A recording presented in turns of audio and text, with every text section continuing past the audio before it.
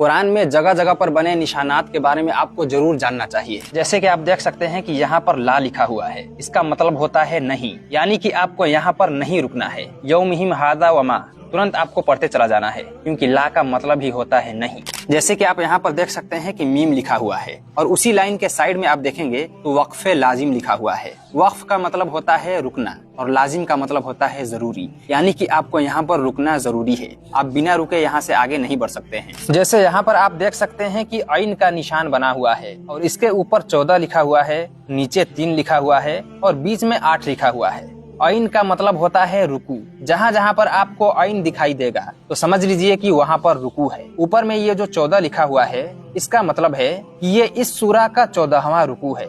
ये है सूरह तौबा। सूरह तौबा की ये 14वां रुकू है। और नीचे में जो 3 लिखा हुआ है, इसका मतलब ये है कि ये इस पारा का तीसरा रुकू है। जैसे कि ये 11वां पारा है तो ये 11वां पारा का तीसरा रुकू है। और बीच में ये जो 8 लिखा हुआ है, इसका मतलब ये है कि इस रुकू में कुल 8 आयतें हैं, यानी कि पिछले वाले रुकू से लेकर इस रुकू के बीच टोटल 8 आयतें हैं। जैसे कि आप यहाँ पर देख सकते हैं कि जा का निशान बना हुआ है और उसी के ऊपर एक और निशान बना है। तो इन दोनों का मतलब क्या होता है? देखिए, जा का मतलब होता है वक्फे मुजव्वज, यानी कि यहाँ पर न ठहरना बेहतर है, यहाँ पर नहीं ठहरना चाहिए। लेकिन अगर आप ठहर भी जाते हैं तो माना नहीं बदलेगा। और ऊपर में ये जो साद, लाम और या लिखा हुआ है, इसका मतलब होता है कि यहाँ पर मिला करके पढ़ना है, यहाँ पर रुकना नहीं है। फिर भी सांस टूटने की वजह से अगर आप ठहर जाते हैं तो मीनिंग में बदलाव नहीं होगा। तो देखा जाए तो दोनों का मतलब सेम ही है। ठहरने से ज्यादा बेहतर है कि आप मिला करके आगे पढ़ते हुए चले जाएं। जैसे कि आप यहाँ पर देख सकते हैं कि जीम का निशान बना हुआ है, इसका मतलब होता है वक्फे जायज, यानी कि यहाँ पर रुकना भी जायज है और ना रुकना भी जायज है। आप चाहें तो यहाँ पर रुक सकते हैं